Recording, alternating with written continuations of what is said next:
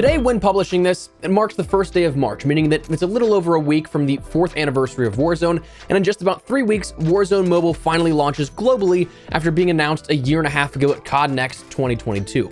Both are very valid reasons why one would think about Verdansk and why it would be something that would cause a discussion around it, but either reminiscing about the earliest days of the mode or jumping in and playing it on mobile again in a little bit. But if there's ever a time where Verdansk was communally on people's minds, now might be as prominent a time as ever. So today I want to take a little bit of a rewind back to the earliest days of Warzone and relive a little bit of what Verdansk on day one was like, maybe a little beyond, revisiting the glory days per se. Now, we've got a few things coming up for the 4-year anniversary of Warzone, so make sure you subscribe to stay updated with all things that are coming, and of course, to stay in the loop with all things added variety here on the channel, as we're trying to work with a bit more stuff in terms of content. Tremendously appreciate your support with stuff beyond just the COD content, but if you enjoy this look back, you missed Verdansk or anything of the sorts, do me a huge favor, drop a like, really does help the video out. But for now, let's rewind back a few years. So let's talk about Verdansk on day one. After quite a few months of lead up of will they, won't they make a battle royale, after we ended up seeing the drop of the countdown timer on the main menu slices, we ended up finally getting Warzone coming along with the battle royale and the plunder experiences. Now, Verdansk was a world that was the first time we saw some sort of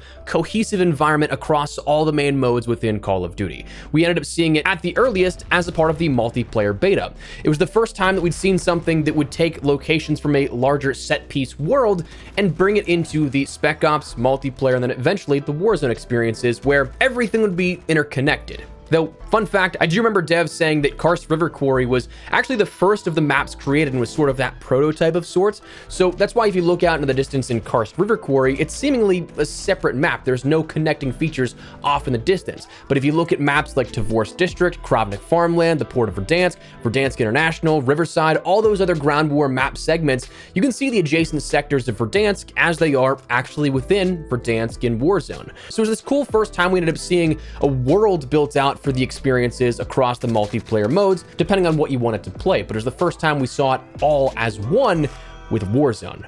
Now, the pace of play on day one in Verdansk was much slower. Slide canceling would not have been a thing for a few more months. People really were still trying to figure out any sort of movement and pacing. Plus, also, when you don't know the map, you're not going to rush into an area that you're not necessarily comfortable with. So people were still learning the map for quite some time, that it was a much slower pace of play. Not to mention, visually speaking, it also appeared to be a much slower pace of play because the FOV scaling wasn't there for a lot of players on console. I feel like at the launch of Warzone, we saw a lot more console play than PC play, but we of course didn't get console Warzone FOV scaling until Warzone 2, which, fun fact, I do vaguely remember hearing that Raven actually had one of these ready to go during Vanguard's year of support, but Infinity Ward wanted them to hold off so they could deploy it as a new feature for Warzone 2. But anyways, we didn't get FOV on console until 3 years after the launch of Warzone.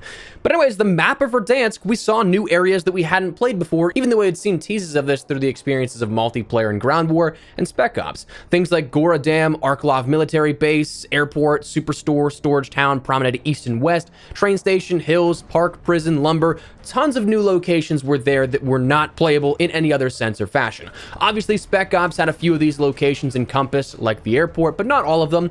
Hilariously, I do still remember our early capture sessions for press and media back before the launch of Modern Warfare 2019. For context, publishers, and in this case, Activision in particular, used to invite big publications like IGN and stuff to early play sessions so they could get their reviews ready for like launch of the games. With early access on campaign the last 2 years, that's not really a thing they're doing anymore. But with Black Ops 4 and Modern Warfare 2019, they invited creators as well. So I remember sitting at my station playing with Exclusive Ace, and the other guy we were paired with was one of the PR guys from Activision that we jumped into Spec Ops, and during one of it, we had the parachute sequence, and I said, this would make for a great battle royale map. I mean, you literally have the mechanics already, to which I got that deflection. I have no idea what you're talking about in my headset comms. So little did I know. But anyways, we saw bunkers around the world as well, some stuff that would later point to further Easter eggs, but a lot of stuff to explore that was brand new with Verdansk. The meta on day one was very different if you were to jump back and look at any old school gameplays.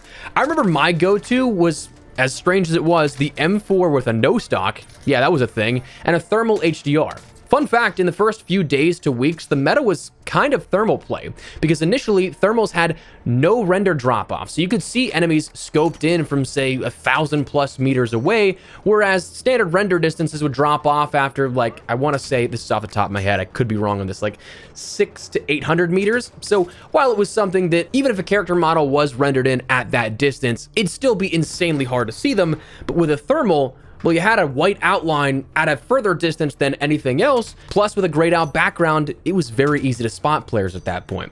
There was also a time where the EBR-14 had a specific blueprint that was bugged where that would one-shot kill players, but other weapons on sort of day one and first couple of weeks that were air quotes meta or were the best weapons. The AUG SMG was a meta weapon that if you put the 5.56 ammo in it, it hit like a truck. It had rifle caliber rounds with the handling of an SMG. The RAM was another one that was immediately good, and as strange as it was, the Odin was actually a weapon that was a top tier weapon for a little bit, initially speaking, because it had insane damage, but it had a huge recoil penalty, so you could mitigate it with some controlling aspects like the Colossal Suppressor and some underbarrel grips, but if you could manage it or even just single fire it, you'd still get a ton of damage with each round.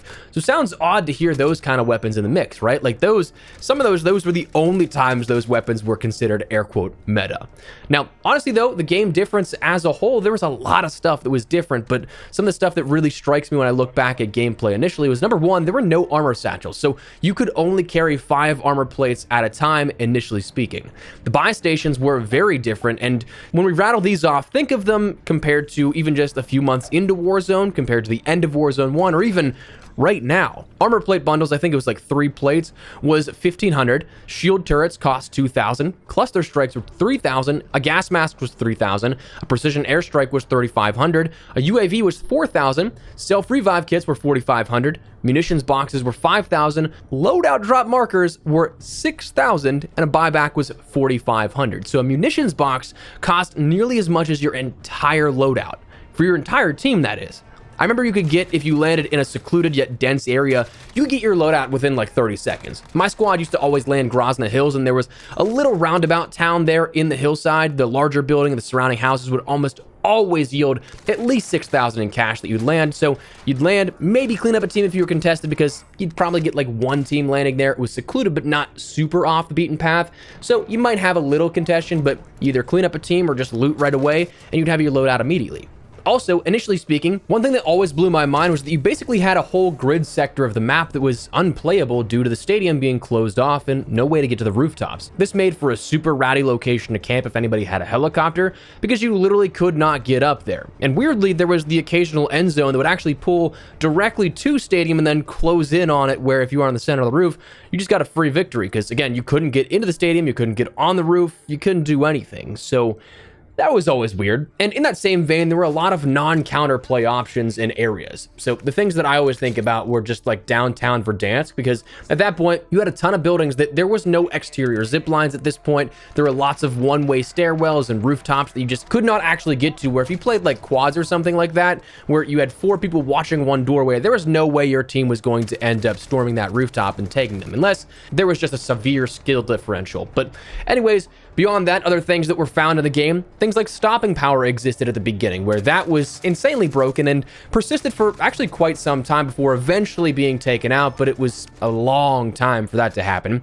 Floating loot was a thing that we don't quite see today, but was a nice way for players to be able to quickly access stuff, but at the same time, it was still not great in its first iterations there either. There were HUD differences. The one really big thing that I always noticed was there was the listed beta in the HUD of the game as well, whenever the game first launched. And then probably the biggest change in terms of gameplay initially was that this only lasted a few days after the launch of the game, if I'm not mistaken, but it was also there in our early access capture sessions a couple of weeks before the game launched, but it always perplexed me.